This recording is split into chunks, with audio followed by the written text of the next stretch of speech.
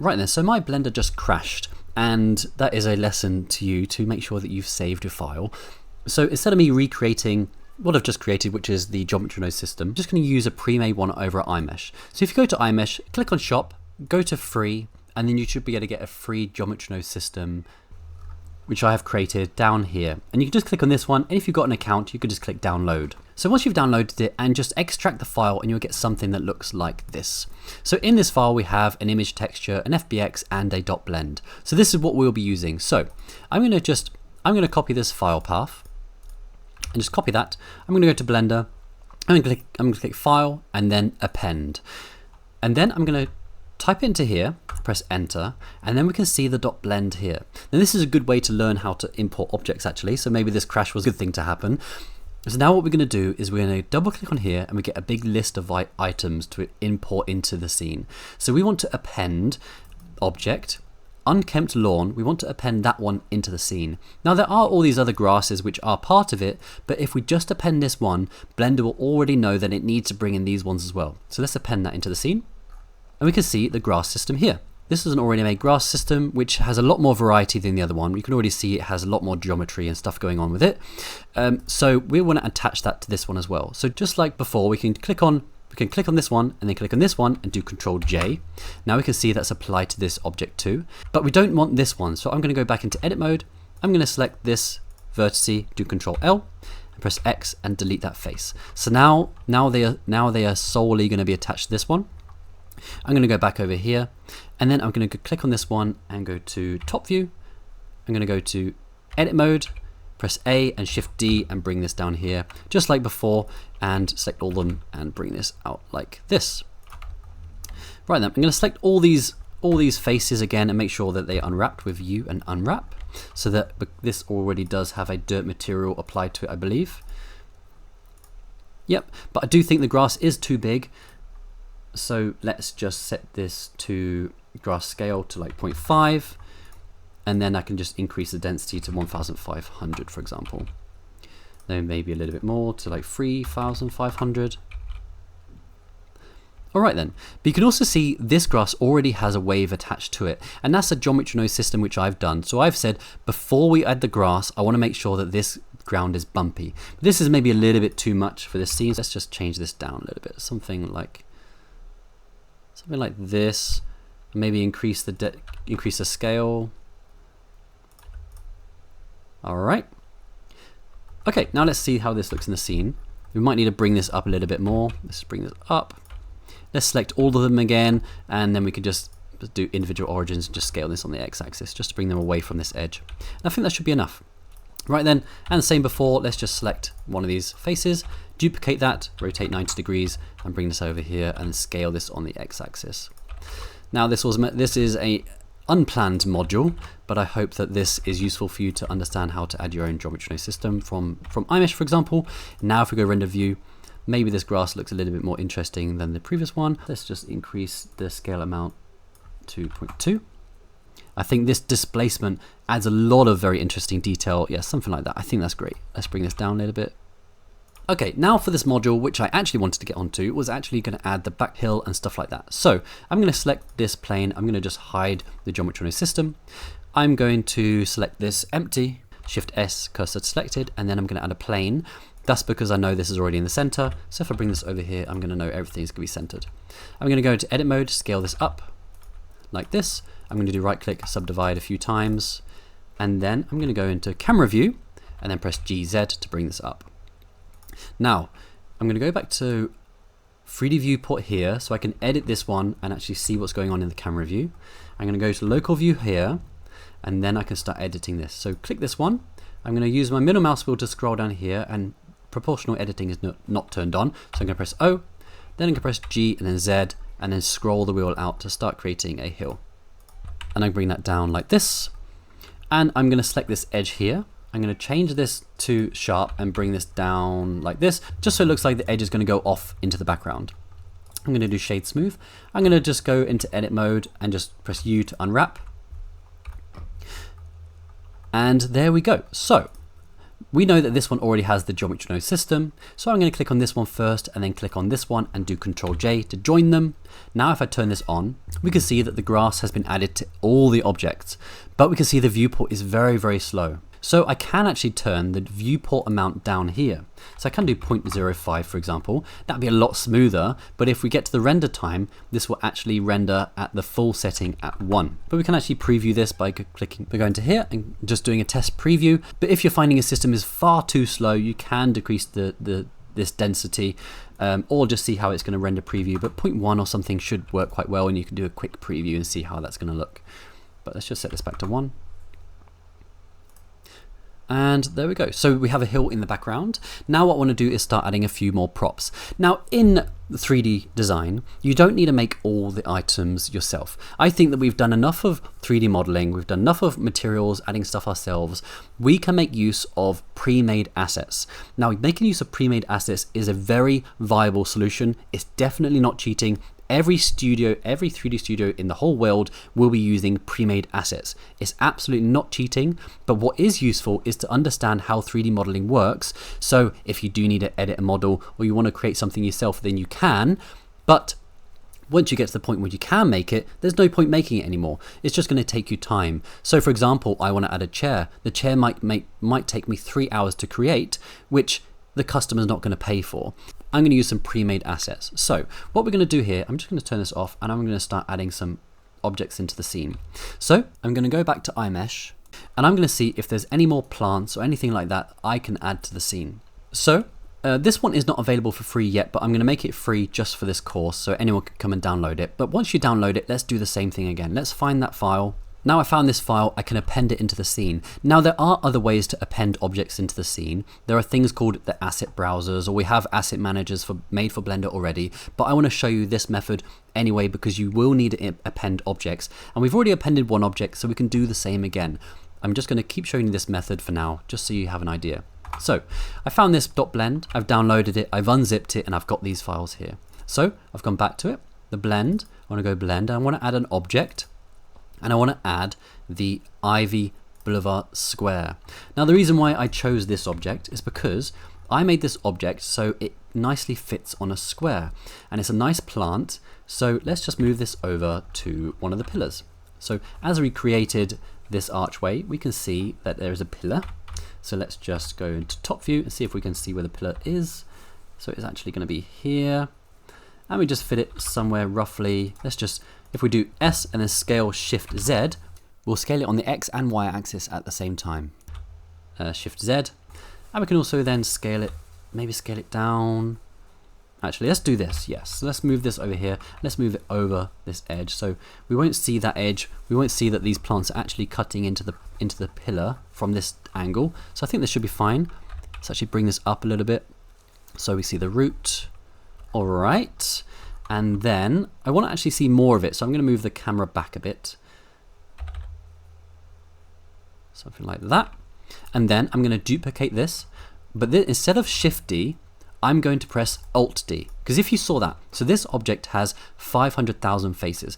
Generally plants can be quite complicated, so if I do Shift D, you see there's a second while it's trying to generate all that geometry. Whereas if we do Alt D, we've now created an exact copy of this object. So if I edit this one and move this over here, we can see that it's changed both at the same time. So Blender, when it does a render now, because this one is Alt D, do Alt and, oh, sorry, I need to enable screencast keys since the crash, sorry. So if I was to click this one and then do Alt D and then X, we can see that it's created the exact copy. And then Blender knows that it just needs to calculate how many polygons are in here and where they all are laid out. And then it just says, well, I know this one's identical, so I'll just copy the settings from that one to this one. So it doesn't need to do both. So let's bring this over here, maybe something like that. So it looks like it's nicely wrapping around the pillar. And now if we do render preview, we can see the power of pre-made assets. So there we go. The pre-made assets are looking pretty good, and we can see it looks like it's going into the grass. Maybe I should add a grass level here. I think I'll actually do that, but I think this looks pretty good for now. Now the next thing I want to do is maybe add a few other random objects. I think I've seen online that spheres look pretty good, like a glossy sphere. So let's do that. So let's do Shift A, mesh, and instead of a UV sphere, I want to add another type of sphere because this object has some issues.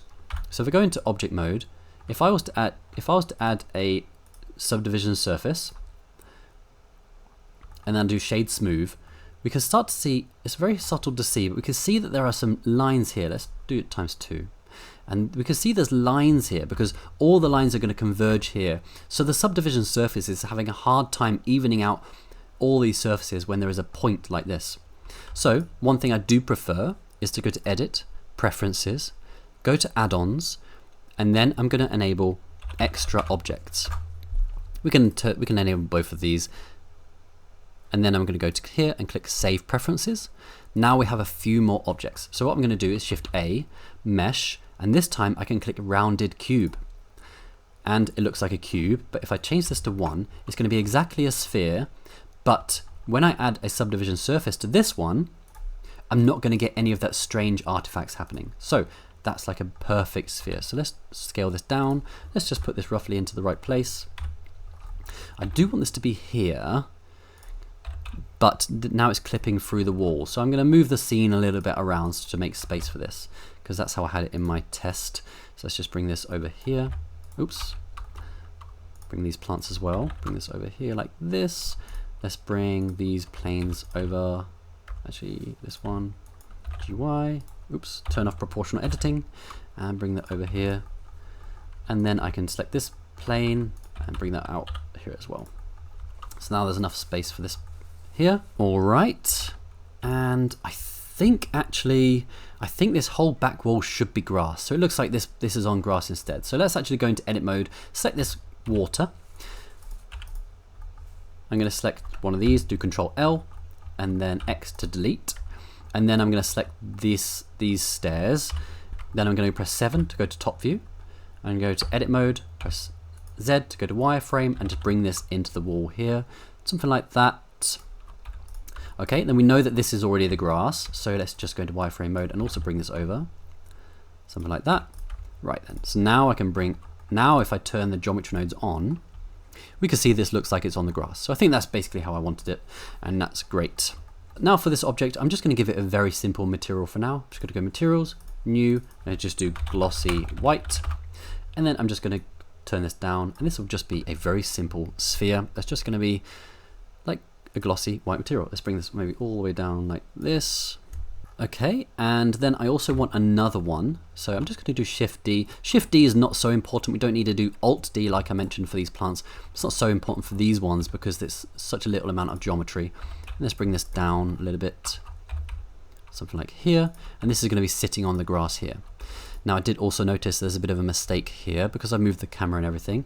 We now can no longer see the ground. Let's bring this over like that. Okay, and if I turn the grass on, we can also check if this sphere is actually going to be resting on the grass or if it's, yeah, I think that's also fine. There we go. I think maybe move this one over a little bit more, over something like that, so it's more in the sunlight. Maybe even a little bit more.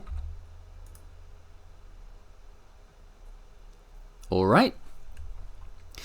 Okay, now I think what I'm going to do is add the grass to the side edges too, because I think this looks a little bit strange. So let's just turn off this from the viewport. I think I'm just going to copy this over because we've already created it, and it's basically going to be a rough shape which I want anyway. So I'm going to do Shift D, rotate it 90 degrees. I'm going to move that into place like here, maybe like this. Okay. Okay, now I want it to be mirrored, so click on this object, and I'm going to add a generate a mirror, and then I want to select this object here. Now it's mirrored, but now I don't want the water to be over this location. So I'm going to do Control R to add a loop cut, do Control R to another loop cut. Then I could just press P to separate these faces because I can now use them for the grass. So I want this to be to grass. Just apply the mirror. Let's just delete these faces. We don't need them here. Now I could just attach it to the grass object. There we go. And now if I enable this, we can see there's grass on this sides and on the front, and I think this is going to look pretty good. So let's just, I've just realized I've disabled that. And now I do render preview, I think that the parts of the scene which don't have any light are maybe a little bit too dark, but I think what I'm going to do is actually brighten this now. So if I go back to the shader editor and then go back to the world tab, that's where I can edit this scene again. So I can increase the whole sky texture by putting 0.75 perhaps. That will increase the brightness of everything, but maybe now the sun is a little bit too bright. So let's just decrease this again to maybe 0.25. So the sun's a little bit darker, but the whole scene in general is a little bit brighter. Okay. Now also, now that we've added these plants, and these are very pink, and the background's also very pink, I'm just going to make this plaster a little bit more pale. So I'm going to go back to Object. I'm going to make this maybe a more desaturated pink, maybe a little bit brighter. So now we have a bit more separation between the back wall and this pink here. Maybe a little bit more saturated. Alright, now I think that it's time for the hero object. Now in this scene, the hero object is the object which is going to be like the hero of the shot. So I'm going to, in this case, add a chair. And this chair is also available on iMesh. So I don't think it's available in the free section right now, but I'll make it available for this actual tutorial. I'll just do a double check. Yeah, it's not available here. So I'm going to make sure it's available for the course. You just need to go here and look for the one that you want. But in this case, I'm just going to go to blend this section here. I'm just going to download the one I want, and that is going to be this one here. So I'm just going to download that. Then I'm going to extract it and add it to the folder I want. Okay, so I have downloaded that. So I'm going to go to File, Append again. Type in the file path here. Like I said, there are other methods of adding in objects, but I just want to teach you this appending like for now. So you can add the object, add this one in, and now we've added this object. So let's bring this in, and I am going to scale it. It's not going to be 100% to scale because this is an artistic scene, so it doesn't really matter. But I'm going to angle this slightly just so I can try to find something a bit more interesting. Actually, I'm going to set origin to center of the mass so that it's easier to rotate around that point. Something like that I think works pretty well. Actually, let's just rotate this round. Actually, maybe something a bit like this. Okay, let's move this more into the center, maybe scale it back up again. And now let's see how this looks. Now what I do find is that this chair is maybe a little bit too dark. So we can add some lights to illuminate it. So I'm going to do Shift S, cursor to selected, so it's selecting on that chair. I'm going to do Shift A, I'm going to add a light, and it's going to be an area light. I'm going to set it to a disk. And I'm going to move it just above the object, something like this. I'm just going to decrease the spread, something to make it a bit more angular, maybe something like 40. So you can see a nice light happening on that chair now. Let's just move them both up a little bit. Actually, let's bring this closer to the camera. All right. Now, as this light is affecting this chair and the objects around it, what we can do is tell it to only affect this object. So if I set this to 100, we can see it's illuminating this and the objects around it. But there is actually something inside of Blender which allows us to control which objects are affected by the light. So if we click on this chair and click Move to a new collection and call it Chair, click OK. Now if I click on this light, I can now go to this button here, Object Properties. I can go to Shading, and I can click Light Linking. So I can tell it I only want to do it to the chair. So now I've clicked the chair, this light is no longer affecting anything other than the chair. So if I was to disable this again, we can see it on here, but if I enable it again by choosing the chair, it does it like that. We can also add other collections and other objects to this light, but in this case I think this is fine, and we can just set this to something like 20 as a light value. Right then, I'm just going to rotate this maybe a little bit more, something like that, and maybe just move this over here a little bit more so there's a bit more shadow here and a bit more depth, and then bring this up a little bit more. Now I want to give this object a bit more depth because the legs are a little bit lost on the background because there's a very similar color. So I'm going to edit the leg color. So I went to the materials properties for this object. We can see there's a bunch of materials here that we can change. Now let's try to find the material which is for the legs. If I go into edit mode, I can do face select mode, and I can select this leg. It tells me the material which is part of the object. So if I click here, it's going to tell me it's the fabric cloth. If I click here, it's going to tell me that it's this metal chrome marked. Now we can go to the shader editor if we wanted to and adjust the base color, but just for speed I can already see there's nothing plugged into this base color, so I can just edit it here and just make it a bit darker. So I think if I make something a bit more black, it's going to make it stand out a little bit more against the background. I think I'm just going to go back to the world. I'm just going to start changing it a little bit more. Maybe move the sun a little bit more this way. Something like that. Ah, okay, that's nicer. That's much better. So I've got a lot more light coming into the scene. Feels a lot brighter. Now, if I was to just do a test preview with the geometry nodes, do Control S to save, then go to here, and I'm just going to set this back to viewport density 1, just to have a look. There we go. That's looking pretty lush. The grass is looking pretty soft here, and the background's looking pretty nice. I think maybe the background grass could be a little bit higher. So let's just see if I can bring this up a little bit. So I'm just going to select this edge here and press O for proportional editing and select smooth and bring that up like this. Move the whole thing a little bit more. I think just so it covers like halfway through there, that should be a bit nicer. Then we can do a preview.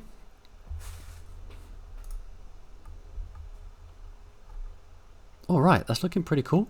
So on iMesh there are a bunch more grass types. I think the one in my first example actually has some daisies and stuff like that, but I think this looks pretty nice. I quite actually like the choppiness that's coming out there. I think it's adding a nice bit of density to the object. Right then, as a last step, what I think I'm going to do is I'm actually going to add another one of these closer to the camera, because I think that might add some more nice leading lines to the chair. So let's just fine tune this a little bit further, then we can get onto the render settings. So turn this off like this. I'm going to go onto this object, and this time I'm just going to do it by eye, just because it's going to be far easier and quicker. So I'm just going to apply the mirror. I'm going to select the ones that I want. Then I'm going to do Shift D and then Y, move this on the Y axis. But it might not actually be able to see that. It might not be. Okay, I'm just going to move it just close enough, just so we can start to see some steps here. I think that should be fine. And there we go.